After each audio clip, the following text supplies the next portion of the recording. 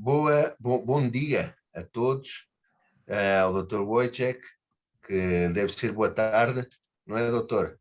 Aí na Polónia já deve ser já à metade da tarde, não? E quero dar as boas-vindas ao Dr. Wojciech, Charles. O Dr. Wojciech tem estudos no Departamento de Inglês na Universidade de Poznań, também de estudos de Hispanística na mesma universidade, e realizou estudos de doutoramento no Departamento de Romanística da UAM. A tese foi o Realismo Mágico em Novelas Escolhidas, de Gonçalo Torrente Ballester. Ok? Também tem, deixe-me somente admitir aqui as pessoas que estão a entrar, é agregado, fez uma pós-graduação para professores de português de língua estrangeira na Faculdade de Letras da Universidade do Porto, e é também um professor agregado pela UAM Poznań, com base na tese entre lusotropicalismo e lusofonia, condições políticas e ideológicas de mudanças nas literaturas africanas da língua portuguesa. Isso foi apresentado, este trabalho, na Poznań. Tem vários trabalhos de tradução literária e técnica. Ganhou também o prémio do Instituto Cervantes em Varsóvia da melhor tradução literária da língua espanhola no ano 2007, por Macbara, de Juan Goy Tisolo. Vários livros também publicados. Em 2005 tem um livro chamado El Realismo Mágico en la Perspectiva Europea, el caso de Gonçalo Torrente Ballester, publicado pela Peterline Publishing de Nova York. Várias monografias,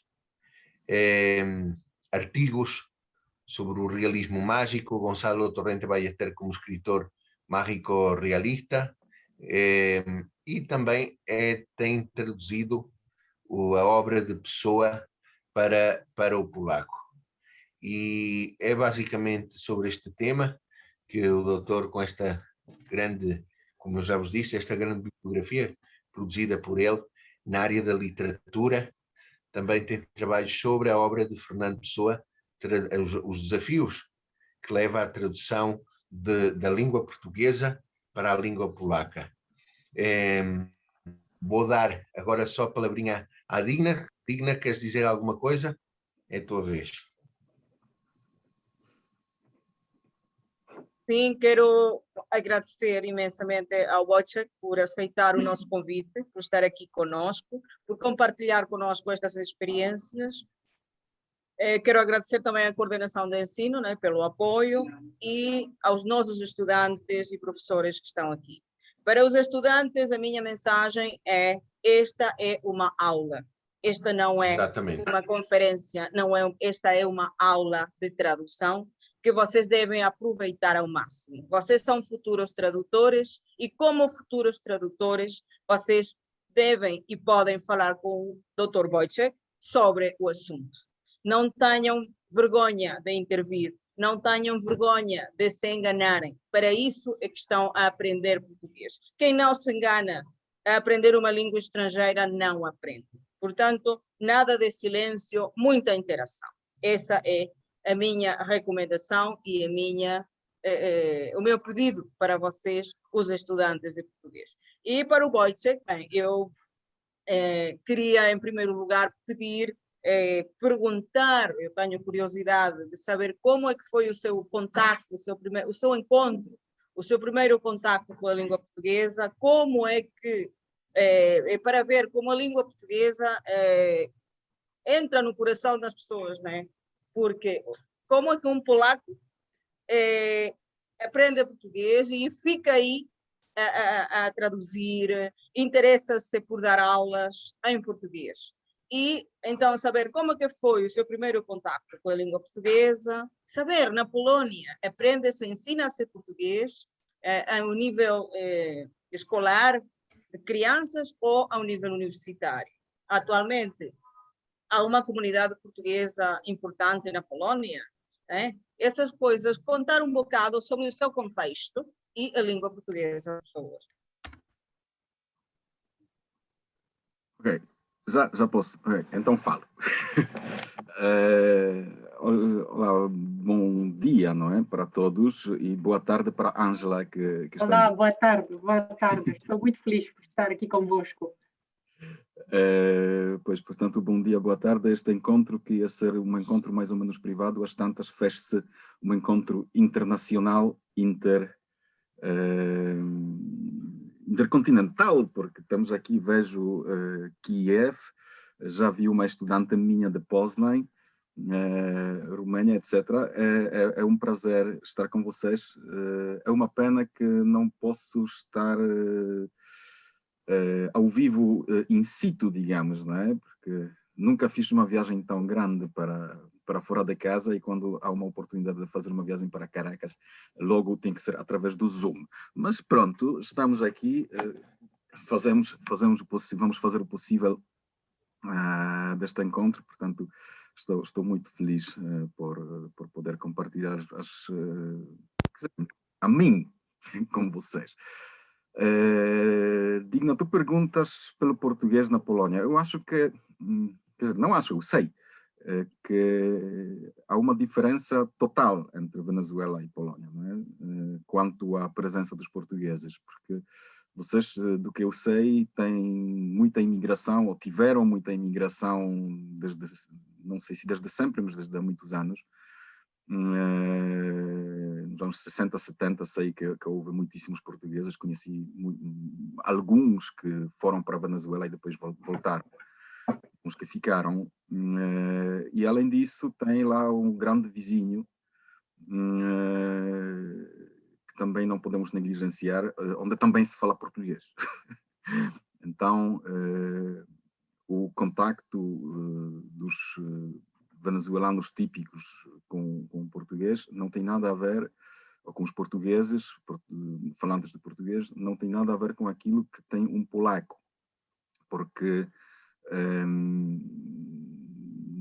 o contacto de Polónia com Portugal, ou com o Brasil,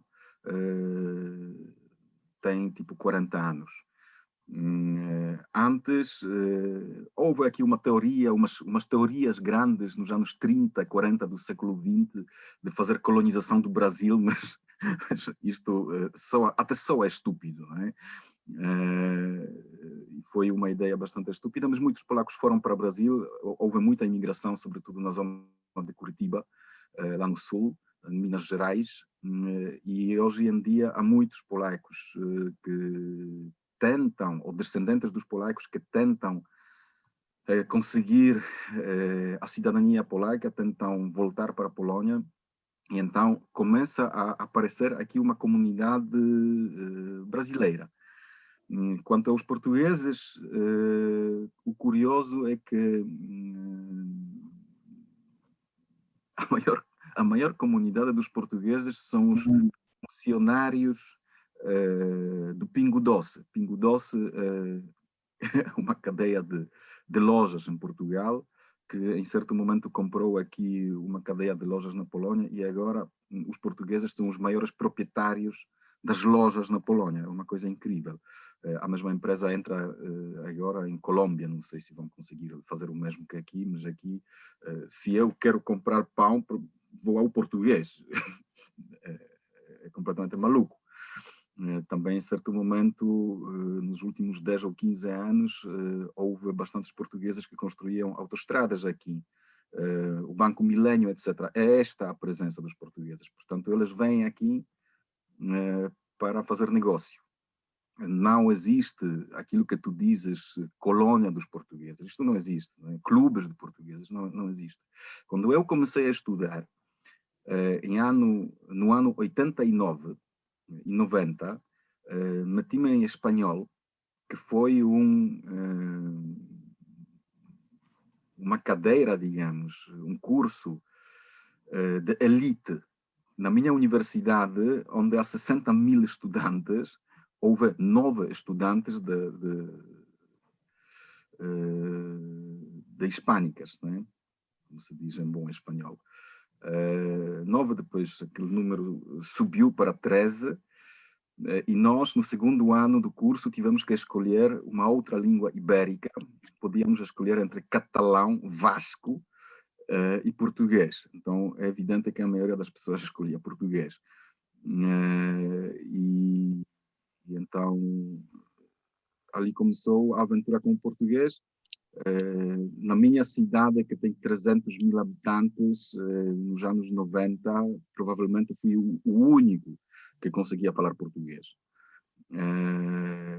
Hoje é um bocadinho diferente, porque o mundo mudou, o espanhol agora, a língua espanhola agora é segunda língua quanto à popularidade neste país. Há liceus onde se aprende espanhol, há montes de iberísticas por todos os lados, e também o português sempre vai atrás do espanhol, não é?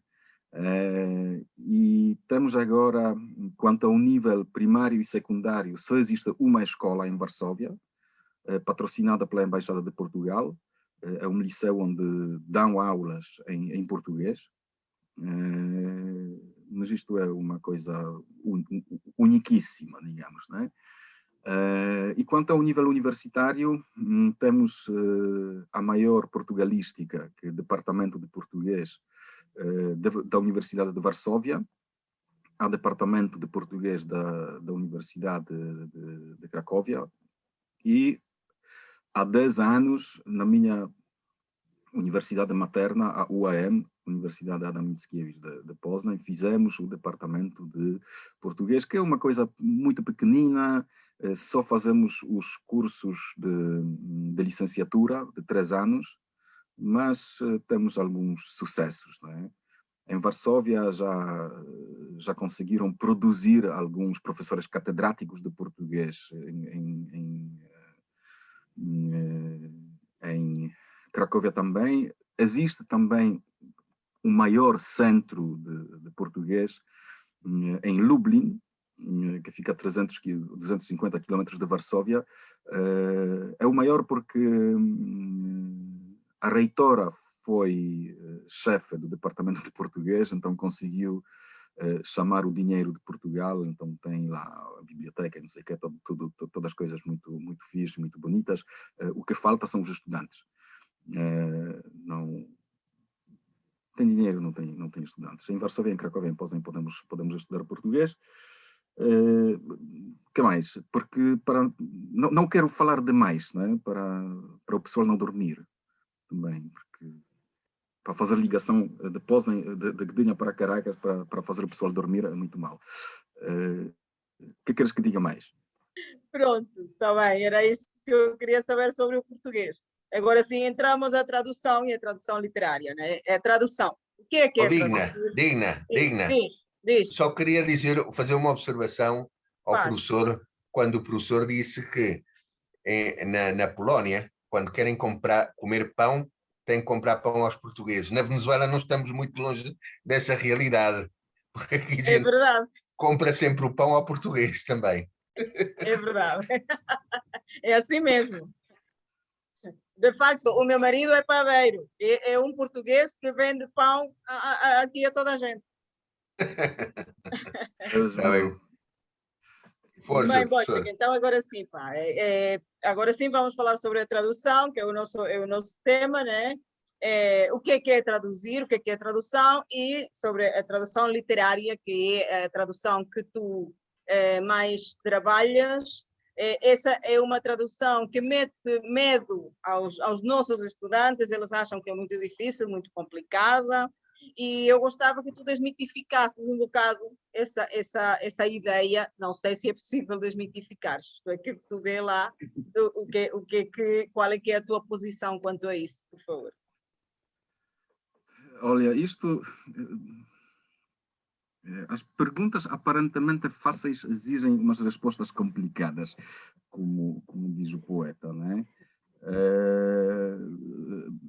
Eu acho que primeiro o que devemos dizer, ou o que eu quero dizer, é que nós estamos a viver um período, um tempo de excelência de tradução, porque estamos a viver num mundo cada vez mais unificado, cada vez mais próximo assim, estamos cada... Olá, Dima. Привет. Estamos cada vez mais... Cada vez mais... Привет. Привет. Привет, привет. Eu não imaginava que isso funcionasse assim. O Dima queria ver o Wojtek. Ai, meu Deus, há 20 anos. Eu peço desculpa por essa interferência, se de repente estava com a atenção a ouvir. Cumprimentos e beijinhos a todos, mas eu não quero interromper o seu raciocínio. Senhor professor, continua, se faz favor. O meu raciocínio continua, Nádia. É fixe ver-te também. Obrigada. É um prazer realmente ver-vos todos, porque são tantos anos.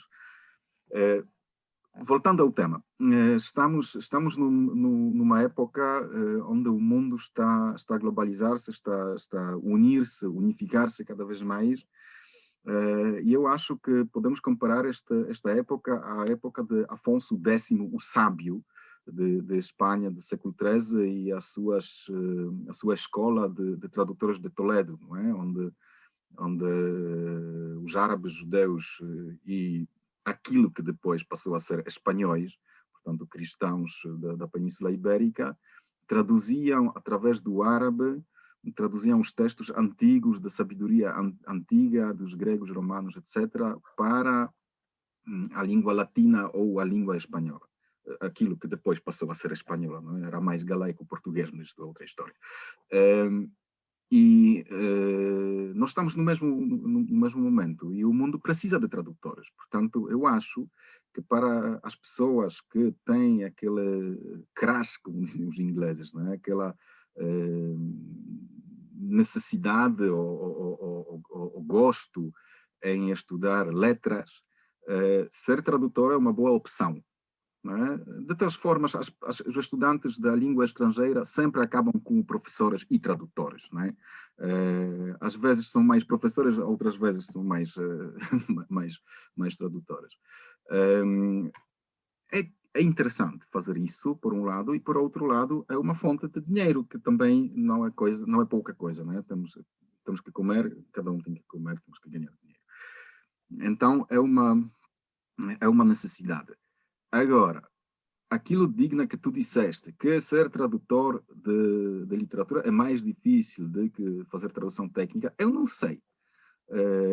Porque eu sempre ouço, mas sobretudo dos engenheiros, que traduzir literatura é fácil, fazer tradução técnica é difícil porque aquilo tem gíria técnica, tem vocabulário técnico, é difícil, não é? É difícil compreender muitas coisas que eles escrevem. Por exemplo, eu tenho a minha mulher que está a fazer aula agora no quarto ao lado,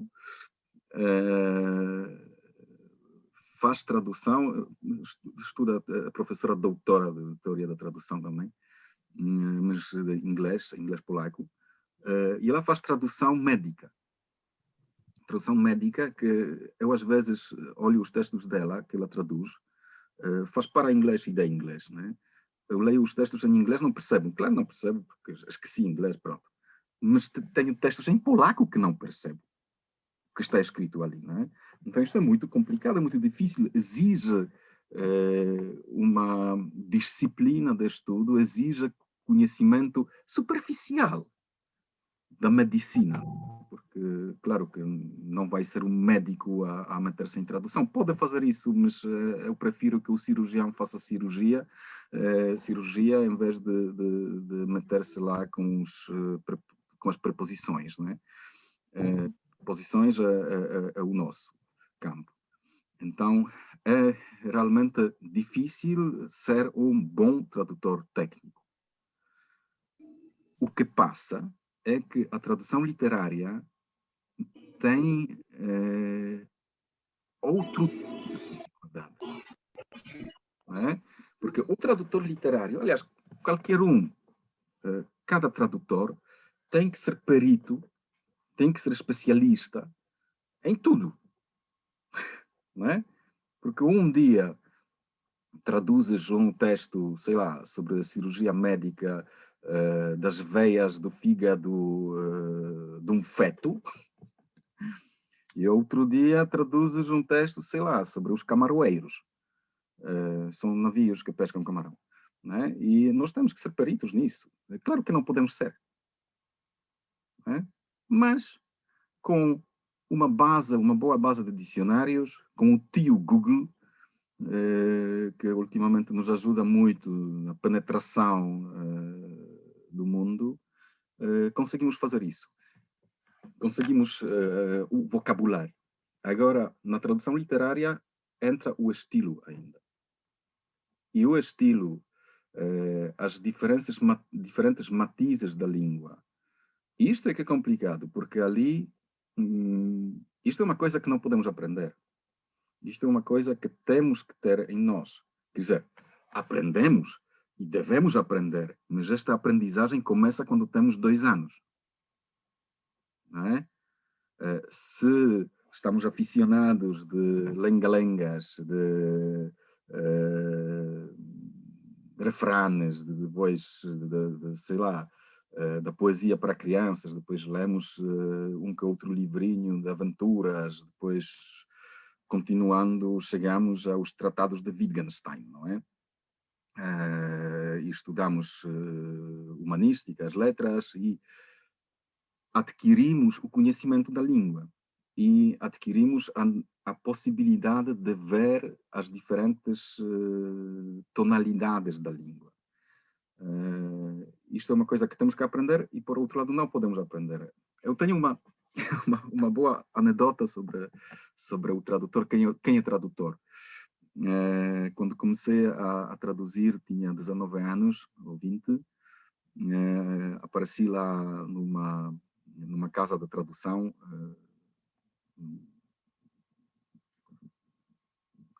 Eu não sei como explicar o que foi isso, porque foi casa de uma senhora onde estavam lá sentados tipo 10 gajos a traduzir coisas, né? Era uma empresa de tradução. E então ela perguntou-me o que eu fazia, e eu disse que eu sou do mar, portanto eu gosto muito das coisas do mar e sou especialista em vocabulário marítimo. E ela olhou a mim e disse, nós aqui traduzimos tudo o que houver, traduzimos, não há problema. Porque temos que ganhar dinheiro, então fazemos tudo. E ela, fumando um cigarro, perguntou-me, você sabe quem é um tradutor? Quem é o tradutor? Sei lá, não sei. E ela disse,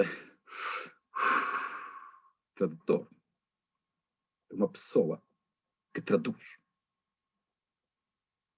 Eu olhei a senhora, a senhora está um bocado mal da cabeça. Pronto. Mas depois compreendi qual é a questão. O tradutor é aquele que traduz. O tradutor não é aquele que fez o curso da tradução.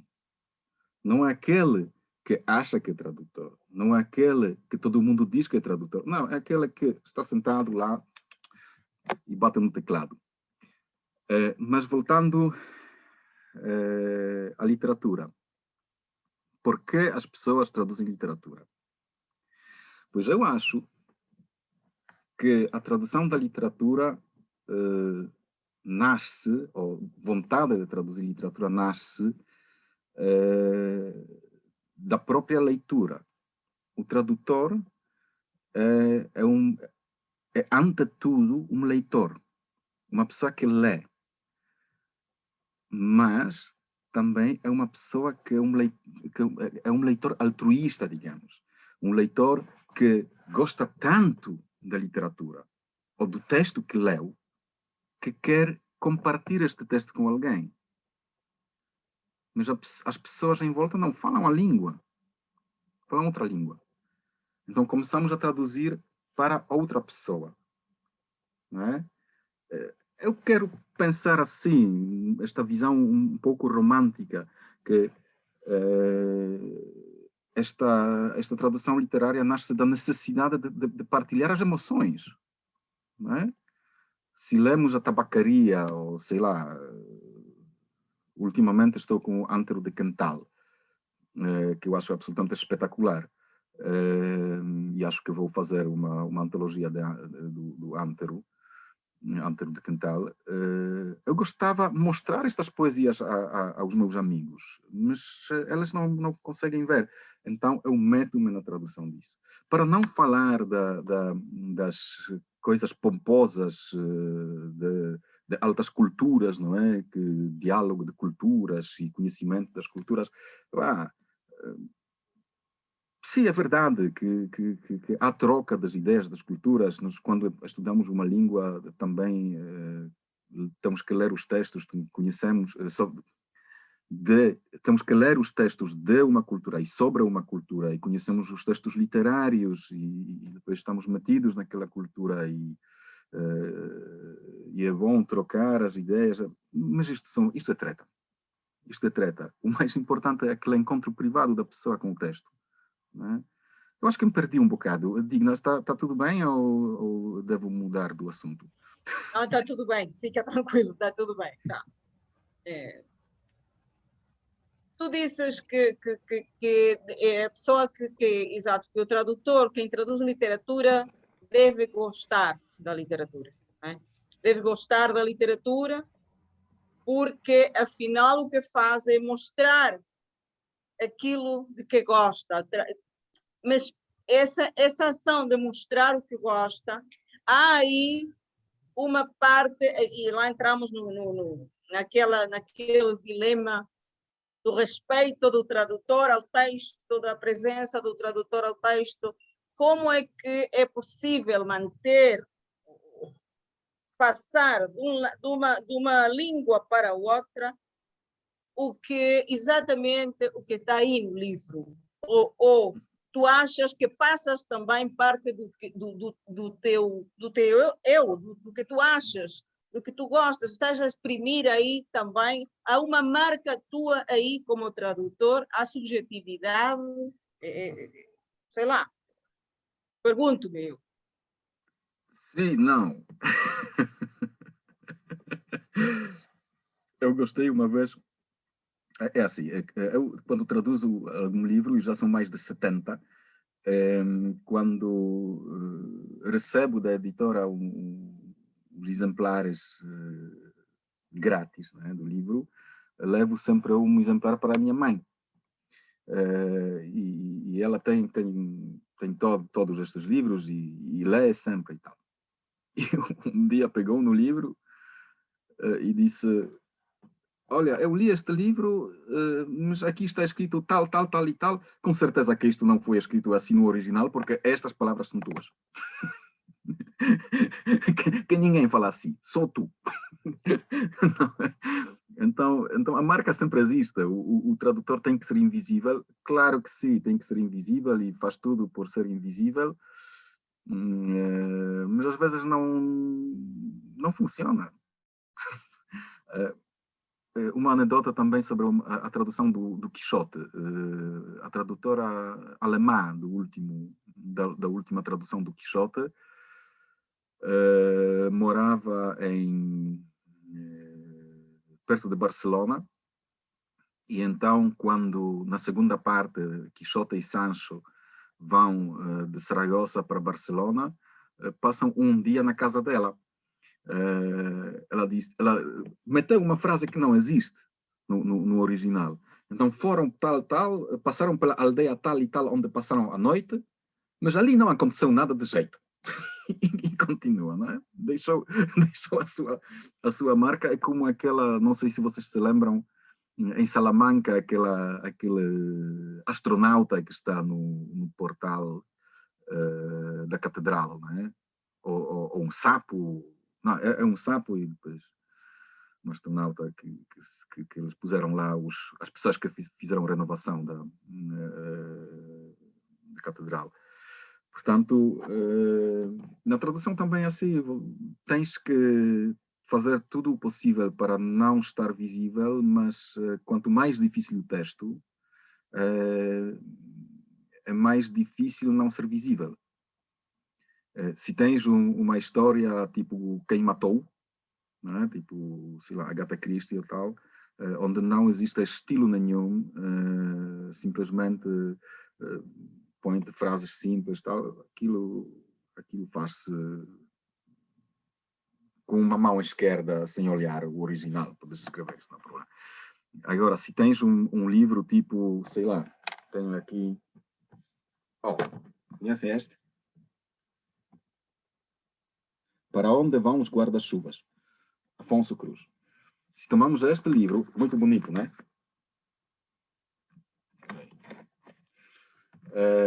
Se tem este livro, é muito complicado não deixar a marca, porque o estilo é tão... não encontro palavras, tão confuso, que tu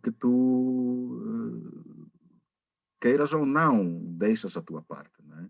Se te metes na tradução da poesia, ainda mais.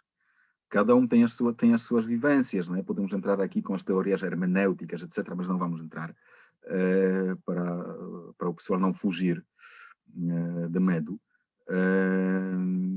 ou com medo. Mas se te metes com poesia, as tuas vivências fazem com que traduzas a metáfora de uma forma ou outra, não é? Então, sim, tradução literária é uma criação. Não é uma recriação, é uma criação, em princípio. Respondi a tua pergunta ou queres que... Respondeste sim. Respondeste sim. É. Tu traduziste o teu último livro de Pessoa. Comenta-nos um bocado qual é o último livro que traduziste de Fernando Pessoa e quais os desafios que confrontaste aí nessa tradução, os mais importantes. Olha, Pessoa é uma pessoa interessante. Fernando Pessoa é muito interessante. Este livro é o quarto livro do Pessoa que eu traduzi, da Pessoa, porque eu traduzi todos os heterônimos mais importantes, portanto, Álvaro de Campos, Ricardo Reis e Alberto Queiro. Vou mostrar. Isto é Ricardo Reis. Está aqui. É poesia completa de Ricardo Reis. Vou mostrar a capa. É um poema espetacular que eu gosto muito, Os Jogadores de Xadrez. Está aqui. O livro está editado por um amigo que é grande aficionado de litogravura, se diz assim. Então fez imagens, montes de imagens fiz. Este livro, aqui temos Campos, é mais grosso. Campos completo, não é? Portanto, é muita coisa. Este é mais feio. Pronto. Este é mais feio. E também fiz o Caeiro e o editor, que é aficionado da poesia, sempre me pedia para traduzir outros heterônimos de Fernando Pessoa. E se tu te metes com os outros heterônimos de Fernando Pessoa, resulta que não há muita coisa ali no fundo. Não é? Aquela confusão com os heterônimos de Fernando Pessoa é mesmo grande, porque a conversa sobre os heterônimos de Pessoa é como a conversa dos ingleses sobre o tempo. Sempre quando dois ingleses se encontram, falam do tempo. Vai chover ou não vai chover? Não é? Aqui dos heterônimos, que tinha 70 heterônimos, que tinha 150 heterônimos. Alguns dizem que 365, um por cada dia de ano. E esta conversa criou um mito de Pessoa, e as pessoas... praticamente todas as pessoas que sabem alguma coisa de Fernando Pessoa acham que ele inventou um monte de poetas que escreviam tanto e tão bem como Campos, Reis e Queiro. E isto não é verdade. Não é? Porque se tu queres encontrar algo de jeito naqueles outros heterônimos, praticamente tens Alexander Serge, né? O heterônimo inglês, que escreveu bastante, que outro que escreveu alguma coisa, muitos que só existem como nome, muitos que só existem com um poema. Em total são 132, mas aqueles que escreviam algo realmente são muito poucos. No entanto, eu acho que vale a pena ler esta poesia. Eu já vou explicar porquê, mas antes vou explicar como chegamos à ideia de publicar um livro titulado Outros Heterónimos. Ou não vou explicar. Não, isto não se pode. Tenho que censurar-me. Qual é a questão? Um amigo que é chefe de Camões em Varsóvia, disse que sobrou-lhe dinheiro do ano passado do orçamento e tem que pagar algo, então fizemos o livro para ela não perder o dinheiro. O livro sai em 2 semanas, já está feito. E eu, a estudar pessoa para este livro, a procurar os poemas de heterónimos, encontrei 24 pessoas, inventadas por pessoa.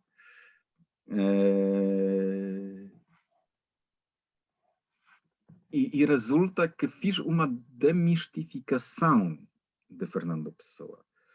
Portanto, que ela não inventou tantos heterónimos como isso, mas isto não faz com que seja menor poeta, não é? Qual é a questão com estes outros heterónimos? Resulta que aqueles 24 heterónimos praticamente são inventados por pessoa jovem, por pessoa novo. Quando ela tinha 13, 15, 17 anos, primeiro em Durban, ela morou em Durban ainda, a brincar inventava jornais.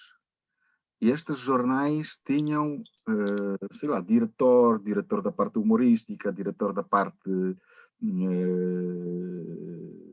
histórica, de cartas, tipo, em contacto com o público, de palavras cruzadas. E então ela inventava aquelas pessoas, estas pessoas escreviam para os jornais e até hoje preservaram-se vários números de 2 destas revistas. Uma se chamava O Fósforo e a outra o... Não me lembro, mas não interessa. E estes poemas são poemas de brincar. Agora, quando a pessoa com 17 anos vai para Lisboa para estudar, estamos numa situação, e aqui chego ao clou desta história toda, a parte mais importante. É uma pessoa muito solitária, porque ele chega para Lisboa depois de acho que 12 anos da vida em Durban, não se lembra de Lisboa praticamente, é estrangeiro na sua própria cidade. Além disso, ele estudou no liceu em Durban, onde aprendeu inglês na escola. Inglês era a língua da escola. Suponho que, sendo filho ou enteado de embaixador, a maioria do tempo passava com os criados na cozinha, que também com certeza falavam inglês. Então, a pessoa era praticamente anglófono. E ficou metido lá no ambiente português, sem conhecer o ambiente. Depois é o período de decadência da monarquia, não é? Em 1910 temos a Revolução. E Pessoa passa muito tempo em casa e escreve em inglês, sobretudo. Como Charles Annon, como, não sei, Thomas Merrick, depois Alexander Serge. E ele é uma pessoa completamente solitária e encontra a sua vida ou realiza a sua vida através dos heterônimos. Quando começa o período de Orfeu, que é o ano 1915, ela encontra finalmente um grupo de amigos que pensam como ela, que têm a comunhão de ideias, digamos, não é? Só que é um problema. O melhor amigo dela, que é Mário de Sá Carneiro, comete suicídio e ali, neste momento, em 1916, se vocês estudarem aquilo que a pessoa escreveu, vê-se perfeitamente que ela passa um período difícil, digamos. Não é? Não quero dizer que depressão, porque não sei disso, mas todo o projeto da heteronimia desaparece. Não há. A partir de 1916, ela só de vez em quando escreve como Caeiro, Reis ou Campos, ou um que outro, mas muito poucos, outros heterónimos. Né? Parece que em 1916 o tema heteronimia deixou de existir. Né? Ela, a partir deste tempo, quando escreve aquilo que sai dela. A maioria das vezes é Álvaro de Campos. Em certo momento já é difícil ver o que é pessoa, o que é Campos. Né? Resumindo e concluindo, para o professor não adormecer.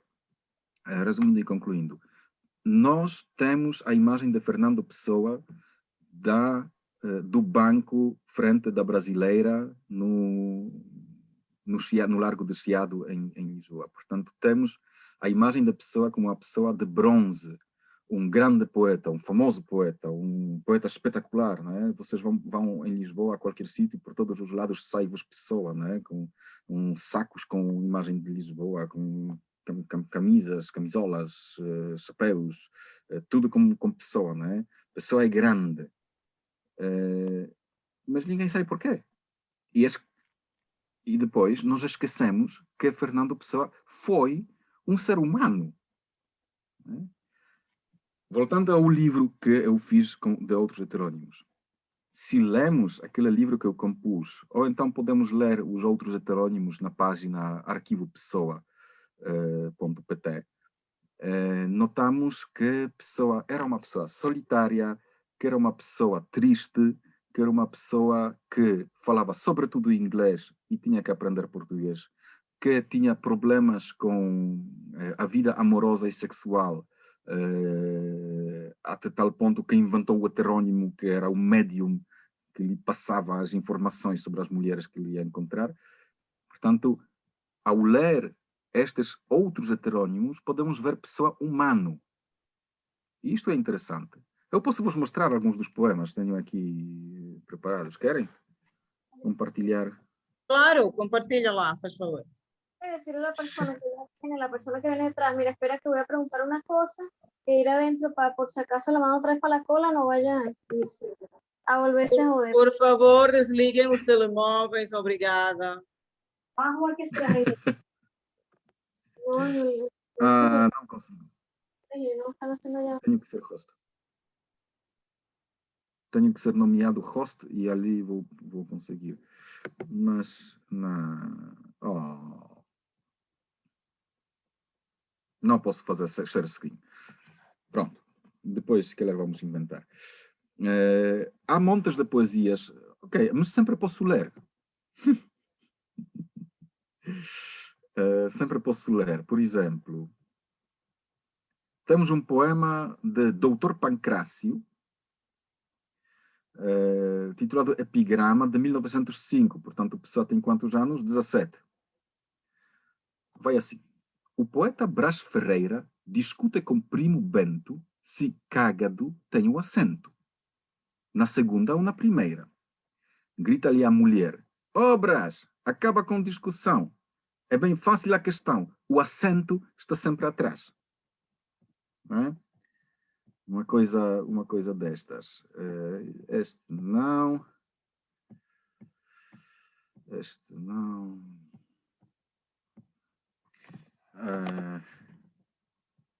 Ok. Onde está aquele? Já vos leio mais um. Oh. Não, este não.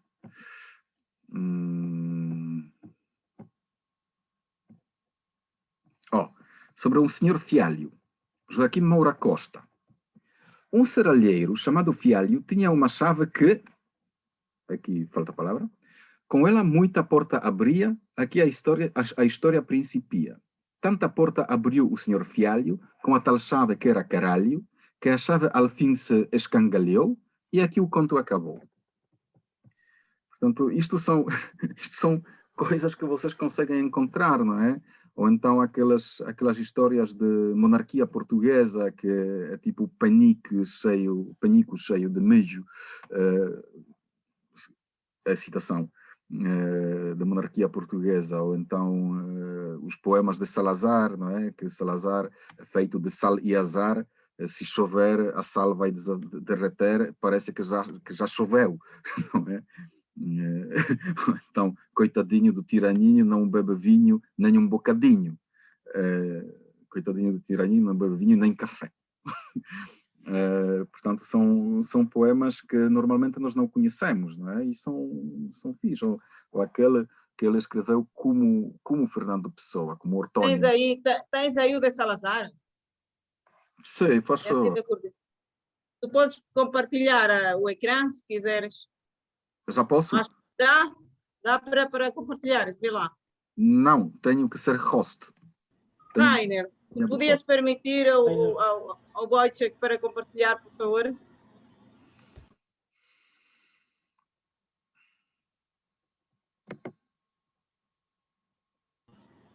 Acho que ele já pode. Vê lá. Acho que já pode. Já é, tá assim.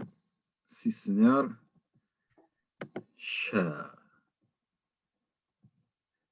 Estão a ver o meu púlpito? O púlpito. Sei lá como se chama aquilo. Então, está assim, não é?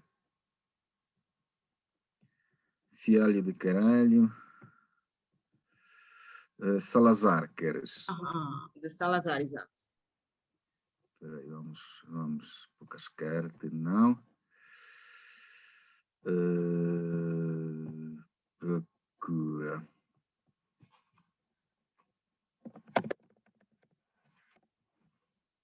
Oh.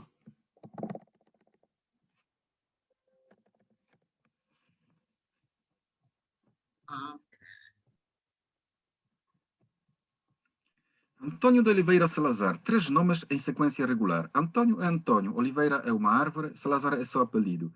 Até aí está bem. O que não faz sentido é o sentido que tudo isto tem. Não é? Este senhor Salazar é feito de sal e azar. Se um dia chove, a água dissolve o sal, e sob o céu fica só azar. É natural. Oh, que diabos, parece que já choveu. Não é? Eu gosto deste. Coitadinho do tiraninho, não bebe vinho, nem sequer sozinho. Bebe a verdade e a liberdade, e com tal agrado que já começam a escassear no mercado.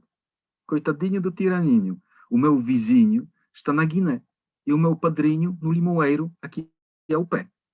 Mas ninguém sabe porquê. Mas enfim, é certeiro que isto consola e nos dá fé que o coitadinho do tiraninho não bebe vinho, nem até café. Olha, não conhecia o poema. Não sabia que ele tinha escrito sobre Salazar. Tá vendo? E conhecem esta? Ai, que prazer, liberdade. Esse sim conhece. Isto é bom, não é? Eu gosto sempre para os estudantes uma maravilha. Ai, que prazer não cumprir um dever. Ter um livro para ler e não fazer. Ler é maçada, estudar é nada, o sol doira sem literatura. O rio corre bem ou mal sem edição original. E a brisa é essa de tão naturalmente matinal, como tem tempo, não tem pressa. Livros são papéis pintados com tinta. Estudar é uma coisa em que está indistinta a distinção entre nada e coisa nenhuma. Quanto é melhor, quando abruma. Esperar por Dom Sebastião, quer venha ou não. Grande é a poesia, a bondade e as danças, mas o melhor do mundo são as crianças. Flores, música, o luar e o sol que peca, só quando em vez de criar, seca. O mais do que isto é Jesus Cristo, que não sabe nada de finanças, nem consta que tivesse biblioteca. Neste momento devíamos sair para tomar umas birras, não é? Porque realmente poesia sem birras não tem muito nexo. Portanto, portanto, são as poesias assim, não é? Não sei se vale a pena continuar a ler Pessoa em público ou algumas perguntas mais coisa. Esta Vamos metafísica lá ver se mais alguém tem. Vamos lá ver as perguntas do nosso público. Vamos lá ver os alunos, da os estudantada. professores. Sim, temos aí vários estudantes, temos professores. Vamos lá ver se temos perguntas, por favor, para interagir com o Wojciech, porque eu imagino que este é um tema de interesse para todos, porque nós Bom somos da dia. Escola de Idiomas Modernos. Bom dia. Bom dia, professora. Cá, Daniela Rivas. Tudo bem, Daniela? Vai lá. Força. Olá. Prazer a todos. Sou estudante de segundo ano, do segundo ano de português na Escola de Línguas Modernas. Eu tenho uma pergunta importante para todos. Qual é a importância da tradução literária? A importância.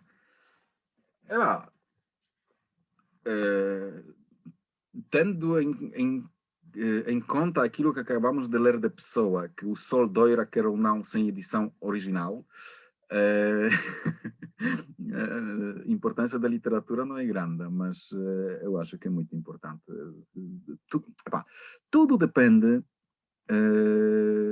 do contexto. Nós, hoje em dia, estamos a viver num mundo altamente técnico, tecnicizado, se pode dizer assim. Estamos cheios de tecnologias por todos os lados. As pessoas, para passatempo, ligam televisão, internet, jogos de computador, etc. E a própria narração, quer dizer, os textos que exigem, literatura, não é? Os textos, histórias que exigem esforço, porque a leitura exige esforço, não é? Pelo menos mais esforço do que ver a mesma história filmada, está um bocadinho como dizer, está um pouco prejudicada, não é? Lê-se, acho que hoje em dia lê-se muito menos do que há 20 anos, por exemplo. Quando eu tenho que ir ao meu trabalho, eu trabalho na universidade, 300 quilómetros do sítio onde moro, eu vou uma vez por semana lá dar aulas. A maioria das pessoas no comboio tem os seus computadores abertos, telefones ou outras ferramentas para ver os filmes e vêm filmes, não é? Antigamente todo mundo lia livros. Ou então, se não queria ler livros, tomava vodka com os copassageiros, não é? Agora não, agora todo mundo com auriculares, fones e tal, vem os filmes. Portanto, se tu me perguntas se literatura é importante, eu não sei. Se a tradução da literatura é importante, eu não sei. Para mim, é uma fonte de alegria terrível. Quer dizer, alegria terrível soa mal. Alegria espetacular, não é? Eu passei uma série de momentos muito fixes na hora da tradução, e também gosto muito quando vejo uma pessoa que lê o livro que eu traduzi e não sei, agora com os Facebooks e afins, às vezes alguém escreve: "Oh, senhor, muito obrigado por este livro que traduziu, porque eu achei maravilha", etc. Não é? Portanto, é importante no nível pessoal, mas também eu acho que é interessante e importante no nível de conhecimento das culturas. Não sei, vocês estudam português, para vocês, não sei quão exótico é Brasil, mas Portugal com certeza que é. Para mim todos os países são exotiquíssimos, não é? Nós aqui neste buraco, o fim do mundo, quando olhamos para Portugal, Brasil, Angola, Moçambique, etc., aquilo nos maravilha mesmo.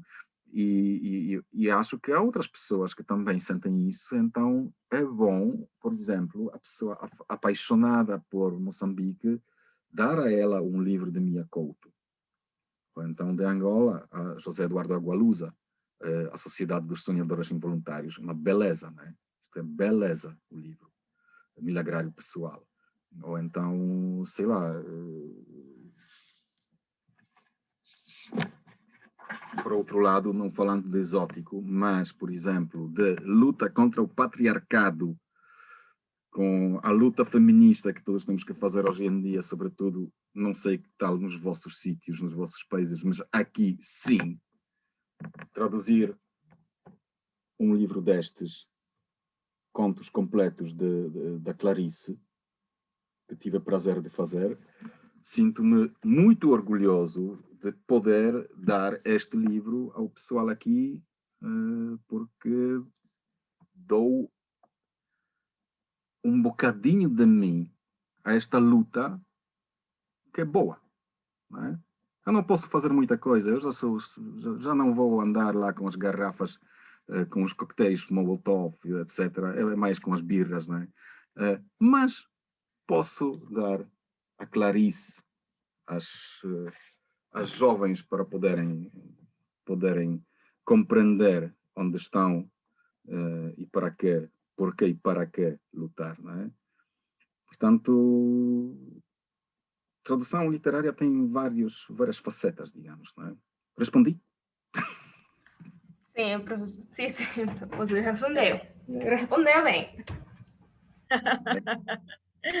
Mas eu acho que a tradução literária tem sido influenciada, até saboteada desde a época greco-latina através de seu contexto. Eu acho que é assim. Mas não percebi muito bem, mas realmente sempre há algum contexto, não é? E não sei, podes explicar qual é a questão, porque não percebi. Explica-me lá. Ok. Eu acho que através de seu contexto histórico e medidas como a censura ao longo dos anos, mas sua importância tem sido demonstrada, mas sua importância tem sido comprovada por sempre se livrar desses desafios, se manter constante e continuar a melhorar sua qualidade. Eu acho que finalmente conseguiu adquirir sua liberdade de expressão. Acho que a tradução literária logrou isso. Sim. Sim, quer dizer, olha, o tema de censura, autocensura, depende do contexto onde se traduz o livro, para quem se traduz o livro, de quem é o livro. E, portanto, estas coisas são sempre complicadas e há liberdade de expressão, mas existem tradições, digamos, que, como dizer isso? Há coisas que não se deve dizer, não é? Porque a vovó vai ficar triste. Assim. Não é? E nós estamos aqui para destruir isso também, não é? Porque temos que destruir estas porcarias em que estamos a viver. Eu tive uma vez encontro de terceiro grau.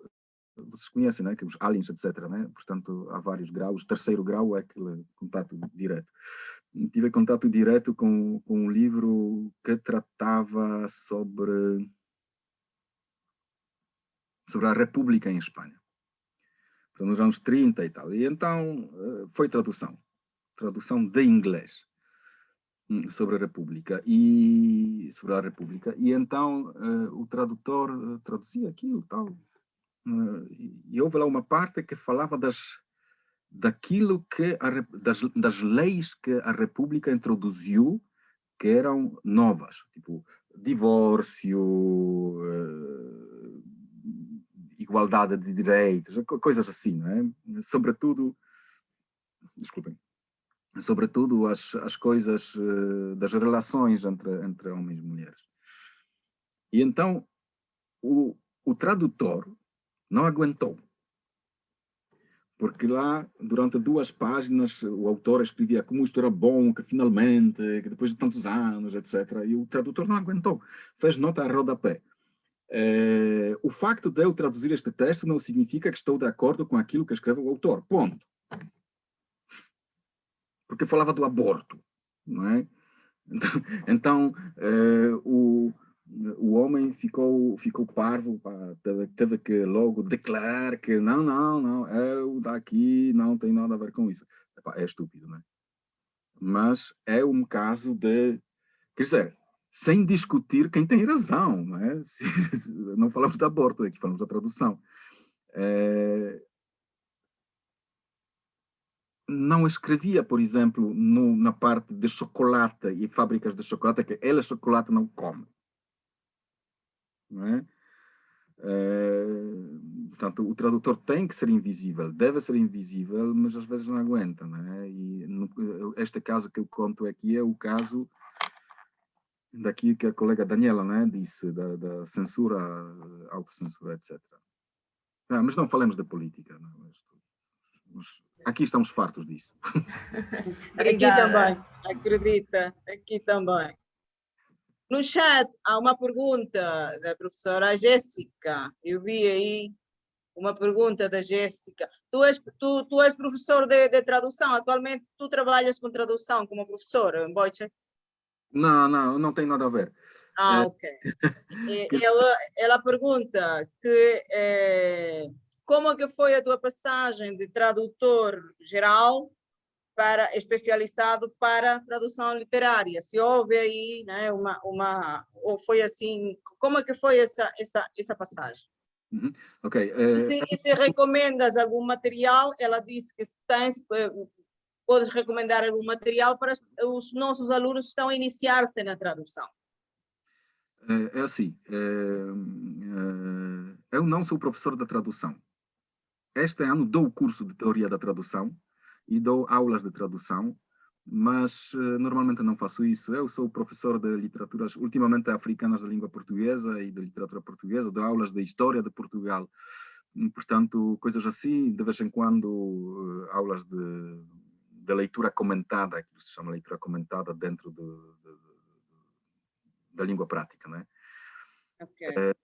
Mas como e porquê a tradução literária? Eu comecei a estudar as letras em 89 e, no fundo, tive que escolher entre a carreira do médico, engenheiro de coisas variadas. Na minha casa nunca se falou de outras possibilidades, não é? Na cabeça do meu pai era impossível imaginar um filho que estuda letras, não é?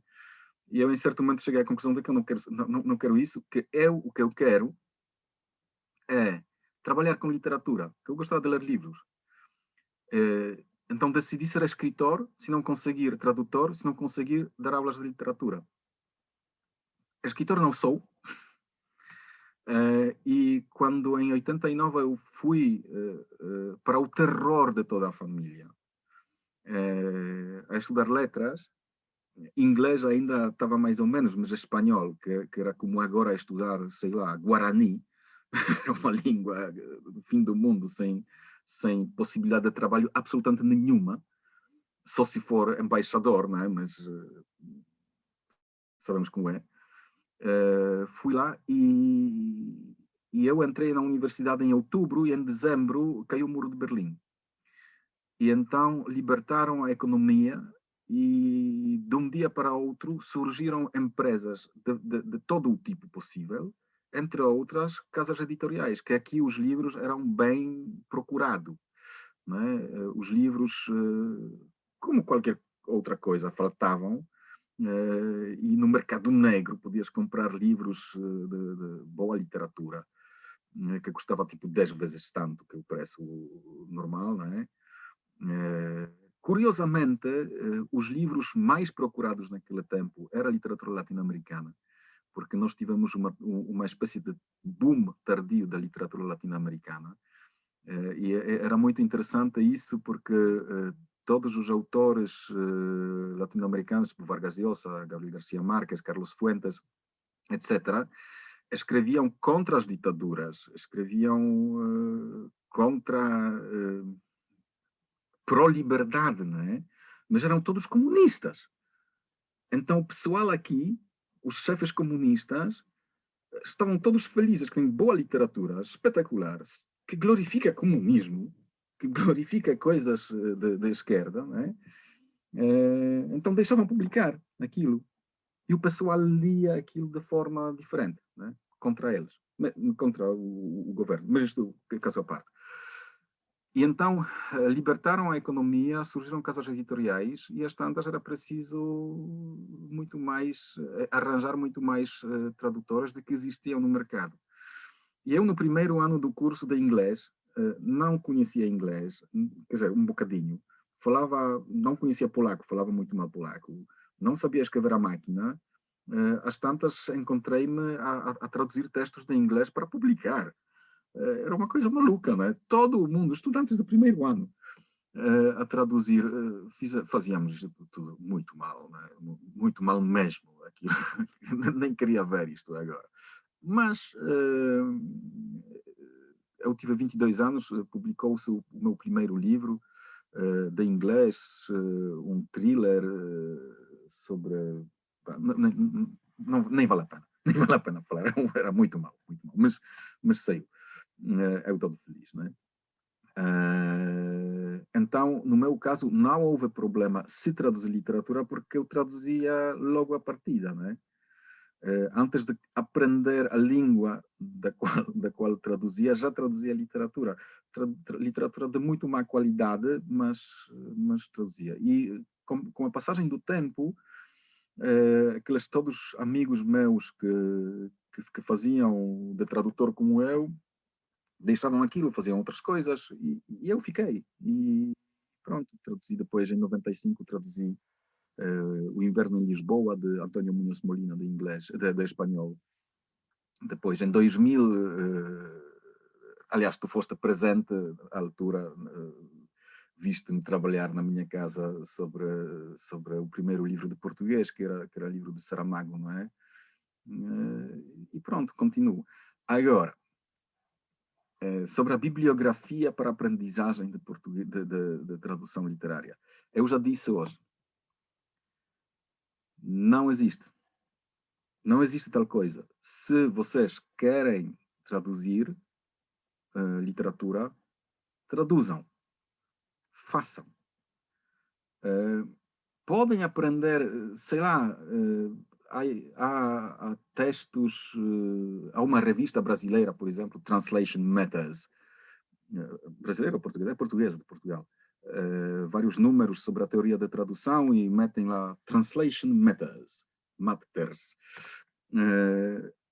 E tem lá artigos que com certeza vão ajudar a compreender o mundo de como traduzir, mas estudando teoria da tradução, vamos nos tornar teóricos da tradução. O tradutor tem que traduzir. Aquilo que eu contei no princípio, se gostas de algum texto, não existe a tradução para espanhol, no vosso caso. Traduz para os amigos. Não é? E depois eu não sei como é mercado editorial em Venezuela, né? Se é grande, se é pequeno, se as pessoas leem livros lá, se leem literatura portuguesa brasileira, por exemplo, né? Aqui este brasileiro e português é muito mal. Quer dizer, não se lê muito. Mas se existem as editoras, é preciso andar lá de vez em quando a editora a falar com as pessoas, a ver se conseguem travar conhecimento com as pessoas de lá que decidem quem traduz as coisas. Mas isto é muito difícil entrar no mercado. Agora, fazer as primeiras traduções, podem, por exemplo, se encontrarem algum texto que acham que vale a pena traduzir e ele não está traduzido para espanhol, traduzir uma parte, 10 páginas, 20 páginas deste texto, e escrever uma resenha, não é? Que livro é este? Porque é bom? Quem é público-alvo? Porque achamos que vale a pena traduzir este texto e mandar para esta editora, para aquela editora. É normal não recebermos resposta. As editoras não respondem porque não têm tempo. Não estão interessadas. Não interessa. Então, passadas 2 semanas, enviamos outra vez. Elas não respondem. Então, passado algum tempo, vamos lá pessoalmente a levar a resenha. Né? Bom dia, chamo-me tal e tal, tenho aqui uma coisa, enviei. Sim, um café, adeus, tchau. Não estão interessados, não é? Mas, depois de segunda, terceira, quarta vez, um dia pode acontecer que não vão ter um tradutor para fazer algum trabalho e vão dizer, pá, aqui aparece de vez em quando um maluco a falar da literatura, epá, tens o número de telefone do gajo, epá, e voilà, não é? Mas para isso temos que ter aquela convicção de que queremos fazer isso, não é? Aquela convicção de que fazer a tradução é o nosso trabalho que queremos fazer, não é? Temos que gostar disso, porque para fazer coisas que não gostamos, não temos tanto tempo, a vida é muito curta. Como dizia o outro, a vida é uma arte de encontro, embora haja tanto desencontro por aqui, não é? Portanto, se vocês não gostam, não façam. Se gostam, adiante. É muito agradável quando chega o momento que nós recebemos o livro, afinal, publicado. Vamos a ver. Lemos uma página, outra página, e não encontramos nenhum erro. Isto é mesmo muito fixe. É pior quando encontramos, mas isto, pronto, acontece. Mais perguntas ou não respondi? Vamos lá, perguntas, por favor, mais perguntas? Eu tenho uma pergunta. Sim, olha. Não sei, mas eu posso dar a vez a outra pessoa, digna. Ângela, tu tens alguma pergunta? Sim, Ok. eu tenho. Ângela, depois o... Sim, olá, boa tarde. Estou com muito grande prazer aqui convosco. Realmente, este reencontro é mágico, é uma maravilha estar aqui a ouvir o Wojciech. Passado tanto tempo, parece que, não sei, eu tenho este sentimento, parece que, e a Vera, a Nádia, e o Dima, parece que nem sequer nos separamos. Eu tenho este sentimento, não sei, ao ouvir-vos, parece que nem sequer nos separamos, não sei porquê, mas enfim. E ouvi com muita atenção, com muito prazer o Wojciech e muito daquilo que ele comunicou, que ele partilhou conosco, realmente...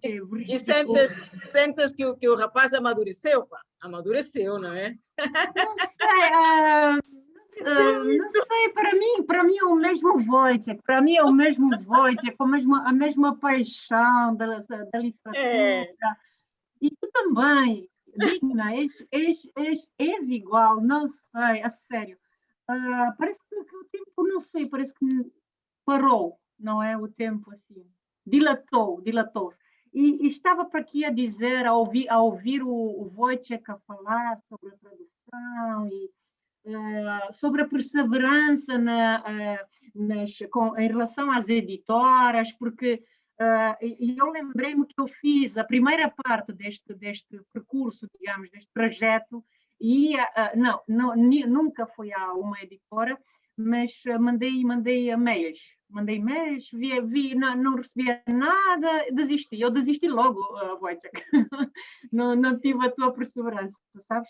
Mas recentemente vou-vos partilhar uma coisa, e depois vou colocar a pergunta, não quero... vou-vos partilhar uma coisa. Eu estou a dar aulas, como já vos disse no nosso primeiro encontro, estou a dar aulas de português no liceu em Bucareste, liceu bilingue. E tive uma colega que foi toda a vida professora de química, e depois passou para a Reforma, apaixonou-se por Amália Rodrigues, começou a estudar sozinha o português, depois foi para a faculdade, enfim, chegou a Portugal E uma coisa surpreendente, a mim surpreendeu-me mesmo, ela pôs-se a traduzir.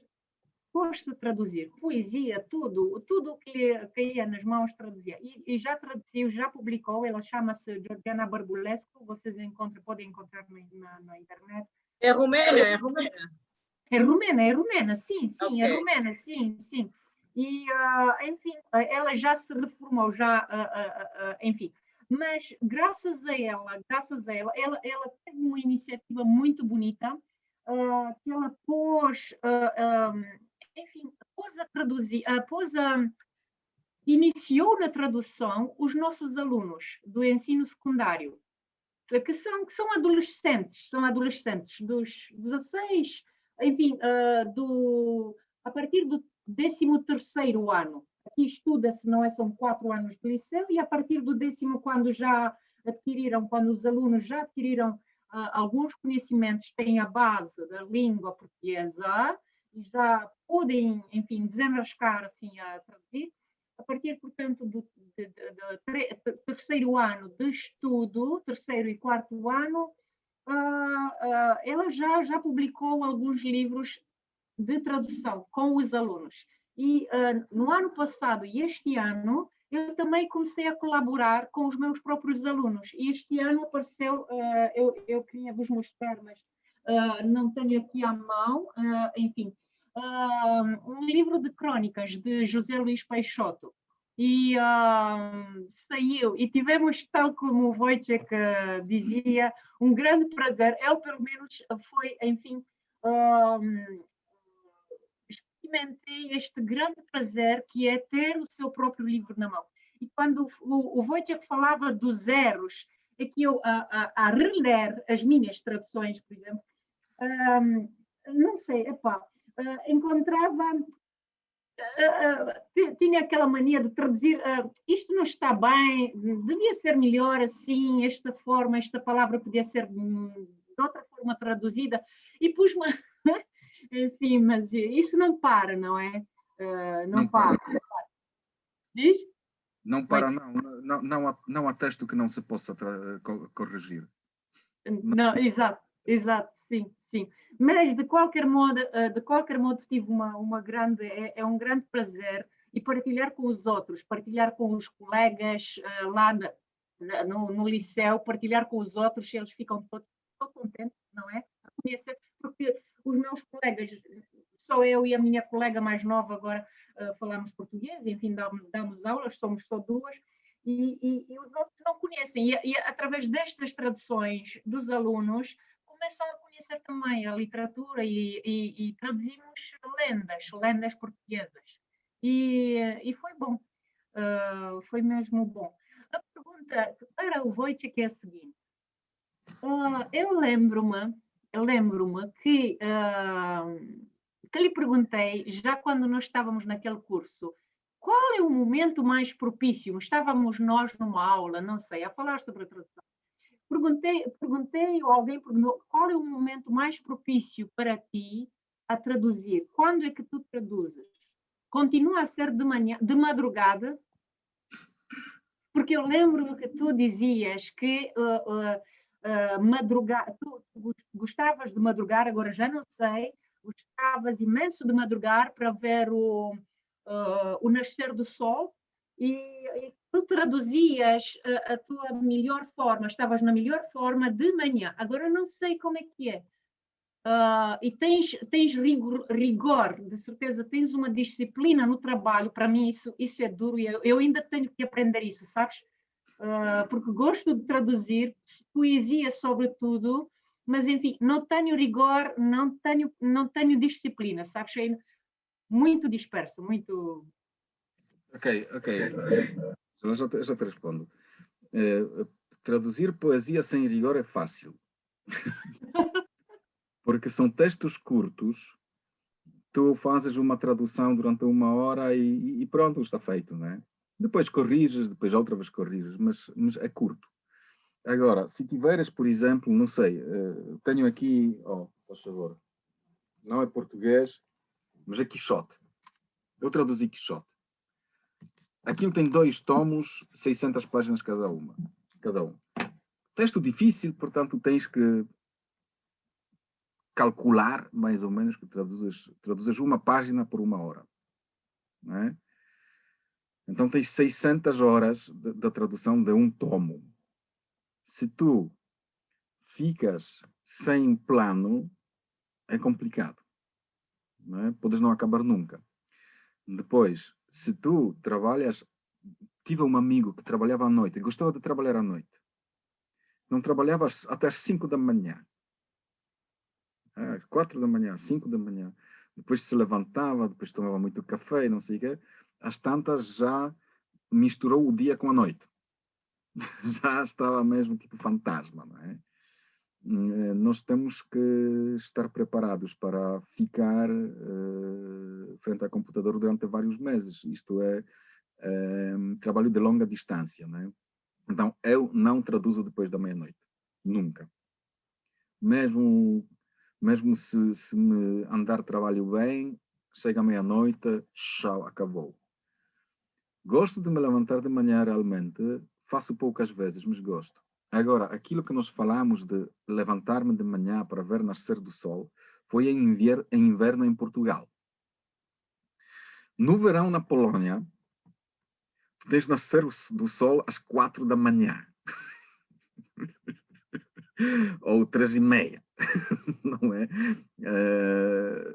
Acho que levantar-se a estas horas para ficar bem e ver nascer do sol, não quero. Não é? Nós estamos agora estamos na época quase junho, não é? Portanto, os dias mais curtos do ano, no dia de São João, 20 e tal de junho, a noite aqui vai durar tipo 1h30, não é? Portanto, tu, às 11 da noite, ainda tens o clarão no horizonte, quase à meia-noite tens clarão no horizonte, às 3 já tens sol lá em cima, não é? Depois no inverno, o sol nasce às 9 da manhã e põe-se às 3h30, por isso são problemas, né, deste tipo. Não, mas rigor sim, mas agora eu também traduzo menos, trabalho na universidade, portanto já também é um bocadinho diferente. Mas rigor é bom. Muito obrigada, sim, é importante. Vamos lá ver se eu também consigo. E Vais conseguir. Obrigadinho. Eu não sabia que tu gostavas da tradução, Ângela. Eu não sabia que tu também tinhas enveredado por esse caminho da tradução. Tu és apaixonada, né? Tu és amateur. Não és assim. Né? Eu gosto, mas o problema, não tenho seriedade, não tive seriedade, sabes? Nunca tive seriedade nisso. Fiz, mas fazia poesia, como o Wojciech dizia, é curto, é rápido, faz-se, não sei o quê. Não tinha um plano de longo percurso e assim. Depois fazia outras coisas, enfim, dava-me, quando me ponho à mesa a fazer, dá imenso prazer, realmente. Mas sem rigor, sem plano, nada feito. É isso. É verdade. É verdade. Muito obrigada. De nada. Rainer, vais perguntar? Sim, queria perguntar uma coisa ao professor Wojciech, que é o seguinte: sei que no seu currículo está a tradução também de obras em castelhano. Que desafios existe na tradução do castelhano ao polaco e do português ao polaco? E se compara muitas vezes no seu trabalho de tradução, como conhecedor destas duas línguas, dá-se conta das diferenças que estas duas línguas têm, apesar de compartilharem muitas coisas, terem muitas coisas em comum. Como é essa relação como tradutor destes dois idiomas?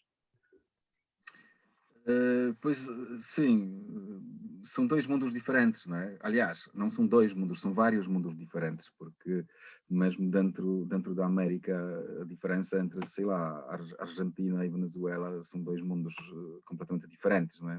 Não tem nada a ver. quer dizer, tem a ver alguma coisa. Por acaso não sei se a diferença entre espanhol peninsular e português peninsular não será menor do que entre a Argentina e Venezuela, não é? Culturalmente. Portanto, para mim, o ambiente de uma língua e outra língua são diferentes, não é? São diferentes e não sei se sou capaz de dizer algo de jeito sobre o assunto, mas posso dizer que estes mundos se interpenetram de vez em quando, se entrelaçam de vez em quando. Foi o caso, por exemplo, do Quixote.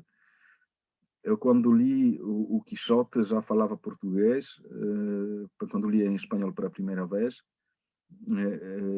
reparei que há muitas coisas em espanhol arcaico que são português contemporâneo. E ao revés, não é? Portanto, foi um prazer ler aquele livro, porque mostrava... Quer dizer, eu tive uma outra... mais uma forma de gozar a literatura, não é? Porque entrava lá o português pela porta de lado. Mas, por outro lado, às vezes estas línguas não ajudam. Eu tenho um caso que aqui tornou-se bastante famoso, de criar uma bela metáfora na tradução do Inverno em Lisboa, porque traduzi mal. Havia lá uma frase, princípio de um capítulo, que dizia qualquer coisa tipo: não me acordava nunca de San Sebastián. E eu traduzi qualquer coisa tipo: não despertava nunca no San Sebastián. Não acordava nunca no San Sebastián, porque acordar, não é? E então a redatora, quando corrigia o livro, disse: pá, qualquer coisa aqui está mal, tu tens que ver isso, não é? Vê no dicionário, vê que, pá, claro que acordar em espanhol é acordar, é despertar, não é? Então, aqui é uma metáfora, inventei toda a história muito, muito linda, depois resultou que foi um erro, uma estupidez do tradutor, que estava preguiçoso demais para ver no dicionário uma palavra que achava normal e comum. Então, às vezes, estes mundos se interpõem, né? Entrelaçam. Pode causar complicações. Pode. Não sei se respondi. Sim, sim. Hoje é que realmente duas línguas que são irmãs podem interferir na cabeça do tradutor quando as conhece e pode causar esse tipo de situação. E o que o Wojciech diz é verdade. O espanhol da Venezuela e o espanhol da Argentina têm diferenças marcadas. O espanhol da Venezuela tem diferenças com o espanhol da Colômbia. E esse mundo tão diverso do mundo hispano, que também existe no mundo lusófono, é um desafio para o tradutor. O tradutor tem que ser, às vezes, um pouco argentino, outras vezes um pouco venezuelano, outras vezes um pouco espanhol. Um pouco, no caso português, tem que ser um bocado brasileiro, tem que ser um pouco português, um pouco angolano, para lidar com toda essa diversidade que há dentro das línguas, não? As línguas são universos que de longe parecem ser simples, mas quando nós nos aproximamos e nos metemos dentro deles, vemos, caramba, isto é muito complicado, é mais complicado do que a gente pensava. Pois, mesmo na tradução, porque eu traduzo só para polaco, eu já fiz algumas traduções para português, mas isto é muito difícil, não faço mais. Mesmo dentro da Polónia, nós temos aqui dialetos de várias partes que nem todo mundo percebe, não é? Há muitas palavras que eu vou lá para o sul da Polônia e aparece lá um senhor a falar, posso não perceber patavina, não é? Como se diz um bom português.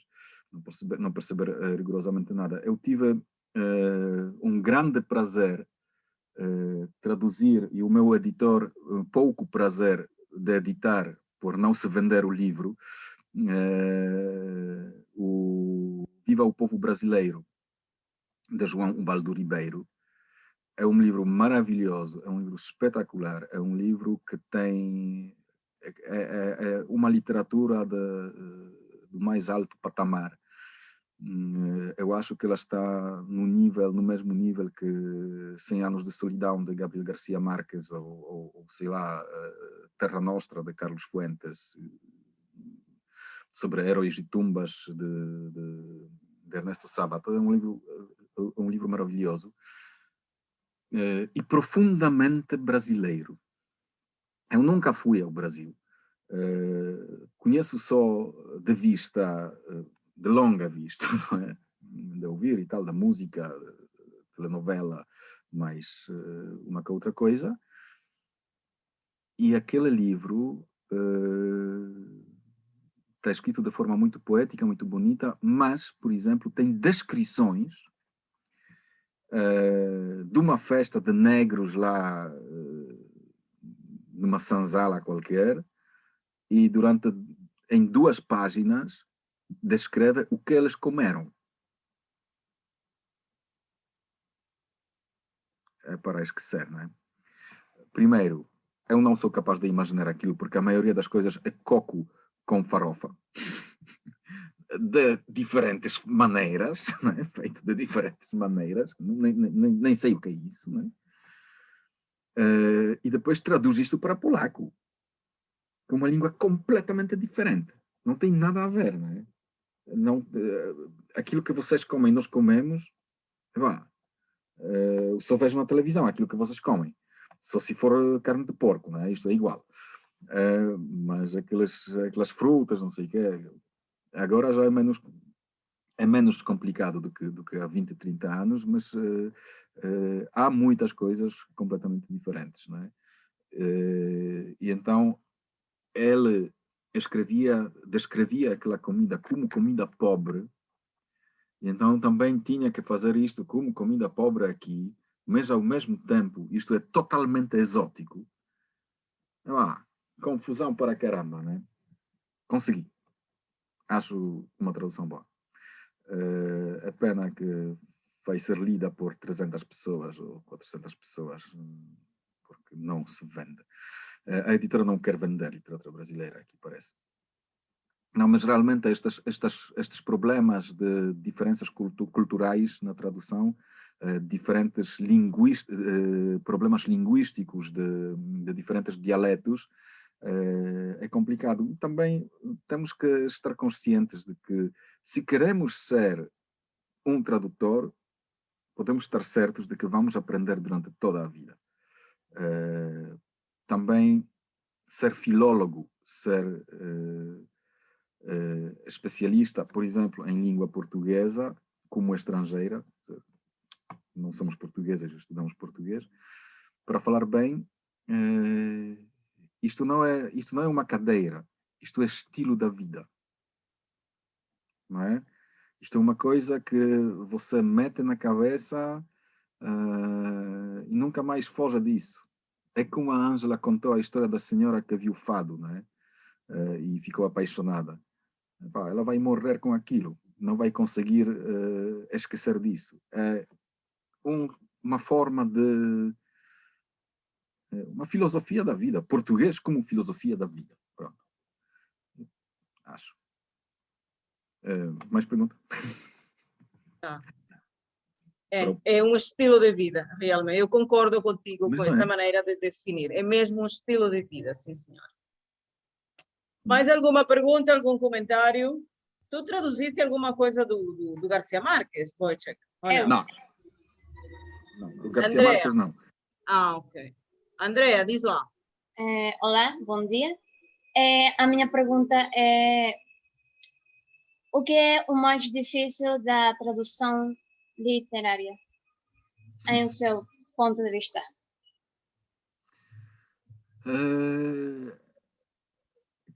Cada livro é diferente, mas em geral, na tradução da literatura, o que é importante e o que é mais difícil é encontrar o estilo do autor e passar o estilo do autor, não é? e aqui não existe uma maneira geral para fazer isso. Não posso vos dizer, façam assim para descobrir este estilo, não é? Que depois os adjetivos não sei quantos e com preposições faz aquilo, não funciona. Isto não funciona. Isto funciona para a descrição daquilo que vemos. Agora, para transpassar este texto de uma língua para outra, é o mais difícil. Eu faço isso não sei como, mas tenho o meu sistema. Pego um livro e traduzo sem parar, 100 páginas. Sem parar no sentido, sem ler aquilo que acabo de traduzir, porque 100 páginas traduzimos durante vários dias, não é? Não é possível sentar aqui 52 horas, 100 páginas, não dá. Portanto, traduzo 100 páginas e depois leio desde o princípio aquilo que traduzi, corrijo e depois já sei como fazer. É tão simples como isso. Intervenção direta do cosmos, não é? Sou eu, o cosmos é o teclado, é o cosmos, e neste triângulo estamos a lutar e pronto. Claro que na altura de traduzir penso a quem digo este texto, não é? Se for um livro sobre, sei lá, se um livro tipo que ela tem montes de problemas e vai para a Itália, onde a sua avó deixou-lhe um moinho antiquíssimo e ela está lá e cozinha muitas coisas. Também acontecem livros deste tipo, né? Então, claro que a minha voz interna é para a minha mãe, que ela com certeza que vai gostar deste livro, então conto esta história à minha mãe, né? Se for uma história sobre um grande soldado que depois, polícia, bombeiro, não sei quantos, não conta um amigo, não é? Então encontro a própria voz. Isto é que é o mais difícil. Este é que é o mais difícil e também o mais difícil também. O mais difícil, no fundo, é acabar. Ok. Bom, obrigada. Começar é fácil, né? Acabar é que é difícil. Mais algum comentário? Mais Digna, eu alguma também pergunta? queria. Ai, também sim, queria. Nádia, vá lá.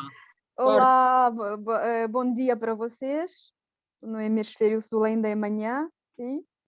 E boa tarde, Wojtequinho, Wojteczka. Boa tarde, Angelica. Boa tarde a todos. Digna, muito obrigada mais uma vez por essa iniciativa muito boa organizadora. Está a juntar-nos a todos e encontra temas interessantíssimos e isso é maravilhoso, realmente. Sabes que a propósito disso, Nádia, o Rainer, ele disse-me ontem, olha, mas essa turma de Portugal, pá, essa turma tem, né? Essa turma tem o seu. Eu disse, É sim. verdade, é verdade. Olha, todos estão a trabalhar com a língua portuguesa. Eu disse, sim, pá. E o Rainer estava surpreendido por causa disso. Valeu, não é? Eu estou surpreendido porque todos ali um certo target, né? É verdade, nós somos irmãos da Portugalidade e eu orgulho-me muito com os meus ex-colegas e falo mesmo com muito orgulho aos meus alunos, aos meus outros colegas e fico realmente feliz, agradeço ao Cosmos, como disse o Wojtek, que eu tive pessoas e tenho e terei ainda, assim. No caminho da minha vida que encontrei pessoas tão interessantes, personalidades, pessoas com letra maiúscula. Bom, Wojtek, a pergunta que eu lhe queria fazer, gostei daquele comentário seu de um tradutor que decidiu safar-se e deixar em rodapé lá que ele não concordava com o autor, que no fundo o tradutor também é um coautor, tipo, transpõe as palavras do autor, mas ele também torna-se parte íntegra daquilo que está a traduzir. E, entretanto, lembrei-me de uma frase que cada diplomata é um tradutor e cada tradutor é um diplomata.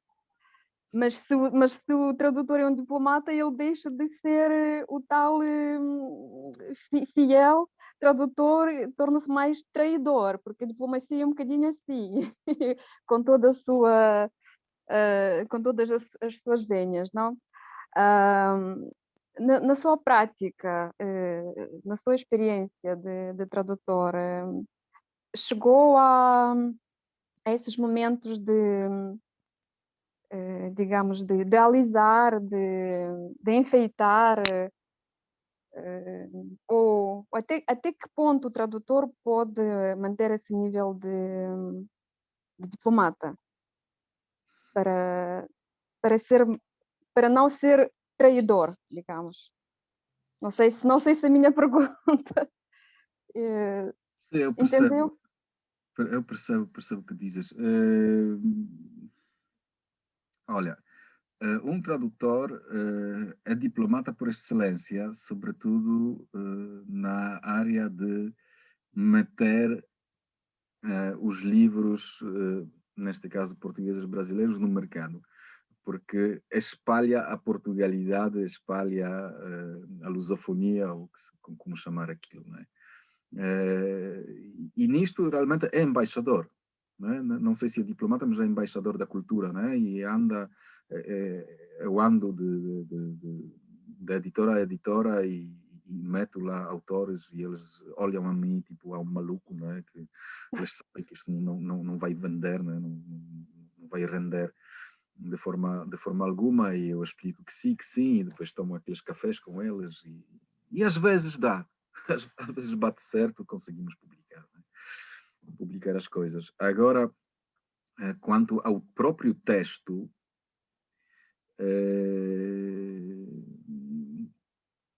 eu, graças a Deus, não tive muitos problemas morais ou existenciais na altura de traduzir livros. Tenho uma autora de livros populares de Espanha, a senhora de Madrid. Eu traduzi 4 livros dela e ela às vezes ela escreve livros históricos, tipo sobre mulheres fortes que descobrem têm uma aventura e descobrem um mistério e depois todos vivem felizes. Livros tipo best-seller, não é? Eles se vendem até bastante bem. E ela gosta do ambiente histórico, e então mete as coisas no ambiente histórico. E como ela se vendeu muito bem na Polónia, escreveu um livro que parcialmente passa na Polónia. E ali realmente tive um problema. Porque a senhora é inteligente e leu muita coisa, mas às vezes dizia asneiras tão tamanhas, pá, que não dava, né? Mas, tendo em conta de que o livro é escrito para o público-alvo, tem algum público para o qual escrevemos este livro, eu corrigi a senhora, o público ficou feliz, a senhora ficou feliz porque ganhou mais dinheiro, eu fiquei feliz porque não tive que ler aquelas asneiras que ela escreveu, todos felizes, não é? Agora, se pegarmos num livro tipo Pessoa, ou Cervantes, ou, não sei, António Lobo Antunes, José Saramago, corrigir aquelas senhoras, não sei. Não é muito como il faut, não se deve. Não é muito, não. Mesmo Clarice Lispector traduzir aquelas, outra vez, histórias de uma velhinha que estava a imaginar de quando era nova e coisas eróticas, e eu acho que às vezes há situações assim quando muito depende do tradutor, como é que ele vai. Aqui realmente, em Clarice Lispector, quando ela falava da sexualidade das pessoas mais velhas, e são contos lindíssimos. São contos lindíssimos. Humanisticamente, de um amor à pessoa no sentido amor ao ser humano, não é? Falando destas coisas, eu tive muito medo de não estar na altura, à altura destes textos, porque eles são muito sublimes, mas, no fundo, falam, desculpem, de masturbação de uma velha. Não é? Também E, tem direito. portanto, temos a sensibilidade do autor. Não sei até que ponto uma mulher fazia isto melhor. Mas alguém perguntou se nestas perguntas que Digna me mandou ontem ou anteontem, se a tradução médica deve fazer médico, não é? Então, eu acho que sou capaz de entrar no ser subtil de uma mulher. Eu acho que sou. Agora, não sei se o resultado vai confirmar aquilo. Não é? Que o tradutor põe a máscara e escreve, como o autor, não é? Põe a máscara e escreve. Agora, aquilo que fez a Clarice nestes contos é a prova mais alta, não é? E então, para um tradutor, é a primeira liga, não é? É o campeonato do mundo, digamos. A prova máxima. Eu espero bem que consegui, mas realmente é muito difícil. Afinal, o intraduzível é traduzível. É possível. Não há coisas intraduzíveis. Pois. Tudo dá para traduzir. Agora tudo depende da estratégia, da forma como vais fazer aquilo, não é? Eu para isto tenho uns exemplos, mas em polacco, pá, não dá para citar porque ninguém vai perceber nada. Dá para traduzir tudo. Falta saber o que vai perceber a pessoa que vai receber esta tradução, não é? Por exemplo, o livro Macunaíma. Cada brasileiro vai te dizer que pá, isto nem vale a pena traduzir porque ninguém vai perceber nada. Aqui o pessoal lia. Essa tradução, o pessoal lia, não sei qual é a relação entre a original e tradução, não é? Estou satisfeita e, mais uma vez, muito obrigada. E é mesmo de tirar ou levantar o chapéu em frente de Wojciech, tradutor de Saramago, Fernando Pessoa, Clarice Lispector. Os meus sinceros parabéns, muita saúde, muito rigor e continua a fazer o seu belo trabalho. E continua a ser, como a Ângela disse, igual, como 20 anos atrás, continuas o mesmo. Fica-lhe bem esse grisalho, assim, tem um ar de... Não tem um ar, mas é mesmo. Nádia, Sábio. eu a ti também. Obrigada. Agora vamos. Петух хвалит кукушку за то, что кукушка хвалит петуха, да? Yeah, exatamente. Não, mas estás em ótima forma e és mesmo aquele típico sábio, pessoa que faz e sabe o que faz e sabe o que dizer. Tá, obrigado. Obrigada. Obrigada. Um enorme não sei abraço. Se vocês sabem que ela canta, que é uma maravilha. Pá. É que eu descobri com os meus alunos, com os meus estudantes de português. Afinal, cantamos e encantamos. Obrigada. Um abraço e beijinhos do Dima. Também beija da parte de Voice Capol. Sim. Obrigada.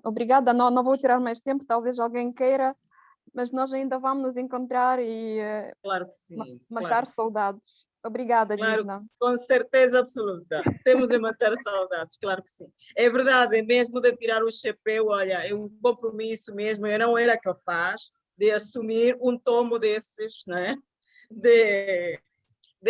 Do Quixote, nada disso, é demais. Eu acho que deve haver mesmo uma preparação, um rigor absoluto, uma disciplina total para conseguir esse trabalho. Agora, a minha pergunta é, isso dá dinheiro, Wojciech? Afinal, dá dinheiro? Boa pergunta. Boa pergunta. Sim e não, quer dizer, eu conheço as pessoas que vivem só disso, vivem num nível não muito alto, mas também não lhes falta. Agora são casos muito raros, não é? Casos muito raros. E também, se tu és um freelancer e traduzes, sei lá, 5, 7 livros por ano, em certo momento já não consegues ver aquilo, né? Não queres mais, como em qualquer trabalho, né? E então, se tiras férias, depois tens esta lacuna de trabalho, o tempo quando não trabalhaste, quer dizer que se tens 2 semanas, 2 meses, por exemplo, de férias, para ano vais ter 2 meses sem dinheiro. Não é? Claro, claro. É complicado. Então ninguém te paga o seguro, tu tens que pagar o seguro, é complicado. Agora, para um universitário que trabalha na universidade ou na escola, né, e além disso traduz, é uma boa fonte de ingresso, né?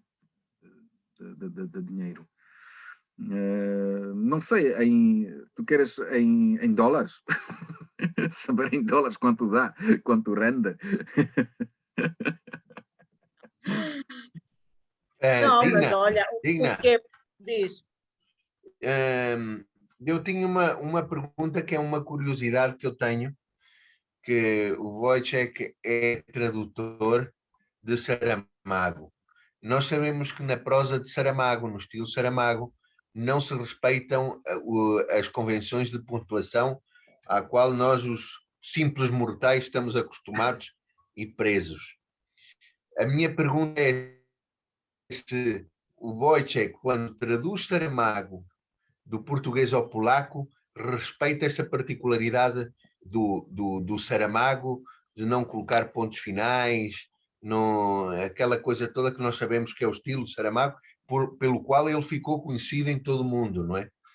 E como é que isso se reflete no polaco e como é que o leitor polaco, a crítica literária na Polónia, recebe aquilo? Porque eu não conheço o polaco, mas eu imagino que existem as mesmas convenções de pontuação e retirando essa pontuação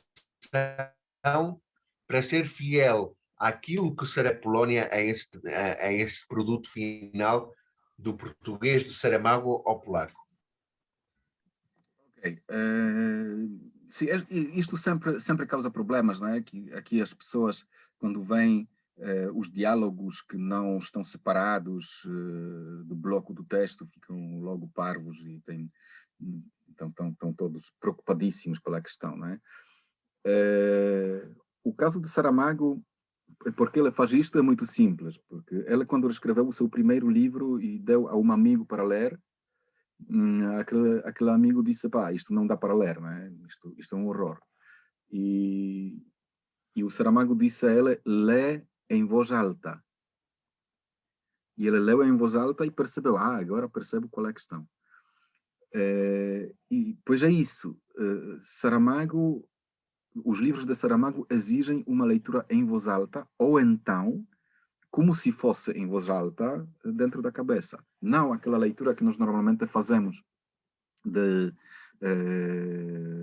parágrafos inteiros ao mesmo tempo, ou então todas as frases, né? Porque aqui não dá. Temos que ler palavra por palavra entre as vírgulas. A vírgula em Saramago serve para pausa, não é? Não é uma fetiche da escrita, mas marca uma pausa. E então, se em polaco fazemos o mesmo, e o sistema de interpunção, sistema sobretudo, de vírgulas em polaco, é muitíssimo mais complicado que em português e espanhol. Mas muitíssimo. Se tirarmos todas as vírgulas de uma frase polaca, aquilo torna-se uma confusão imperceptível, não é? Temos que ter. Mas há aquelas vírgulas que temos que ter e outras que não temos que ter. Então, se fizermos colocarmos as vírgulas no lugar das pausas, dá perfeitamente. Dá perfeitamente. Mas nós temos, por exemplo, antes de que ou qual, sempre temos que pôr a vírgula. Se não pomos, aquilo até fica mal, não é? Tipo, uou! Um horror, sempre está lá. Então, estas não se tiram. As outras, sim. Não é? Mas verifica-se a necessidade de colocar a vírgula com a leitura em voz alta, de pausa em pausa. Dá para fazer. Depois a leitura do Saramago, depois de 2 páginas, já nós acostumamos àquilo, já dá para ler, já é normal. Não é? Geralmente os primeiros encontros costumam ser difíceis para o leitor. Acho que para todos. Acho que para todos é difícil. Até para os nativos de língua portuguesa, no princípio, lembro-me as críticas que foram feitas quando o Saramago ganhou o Prémio Nobel da Literatura no ano 98. Houve gente que não estava de acordo, porque dizia que ele assassinava a língua, aqueles puristas, aquela gente toda, para além das suas posições políticas, que também eram rejeitadas por um setor da sociedade portuguesa. Outros nem se importaram com isso, nem nada. O Saramago foi um homem que teve o seu mérito por ter ganho o primeiro Nobel da Literatura em língua portuguesa. Eu acho que isso não pode ser desprezado, não. Ele era um ser humano, como o Wojciech disse, que a pessoa era um ser humano. Os escritores, por muito bons que eles sejam, eram seres humanos. Ontem estava a ler um artigo sobre um livro que escreveu o filho de Gabriel Garcia Marques, sobre os últimos. Ele saiu há pouco tempo, acho que há uma semana foi publicado na Espanha e em alguns países da América Latina, os últimos dias do pai, o filho de Gabriel Garcia Marques, conta como foi o fim da vida de Gabriel Garcia Marques, onde ele sofreu muito porque ele começou a perder a memória, não é? E isso causou uma grande tensão familiar, porque Gabriel era um homem extraordinário com a sua memória. Então, isso que coloca estes génios da literatura no campo dos simples mortais. Também foi um homem que terminou a vida como qualquer mortal vai terminar a vida. Muito bem. Obrigado. Agora, Saramago vale a pena ler porque eu acho que é um bom autor. É um bom autor e se estamos tendo a consciência de que temos que ler aquilo em voz alta, vale a pena ler. Há 3 ou 4 livros de Saramago que realmente são muito, muito, muito bons. Muito bons. Podemos dizer que ele era uma pessoa pouco acessível, que não gostamos, não sei, não interessa. São os livros que ele deixou e o livro é que conta. E os livros, tipo O Ano da Morte de Ricardo Reis, ou a História do Cerco de Lisboa, ou Todos os Nomes, são mesmo maravilhosos, não é? Acho. Sem dúvida. Sem dúvida nenhuma, sim.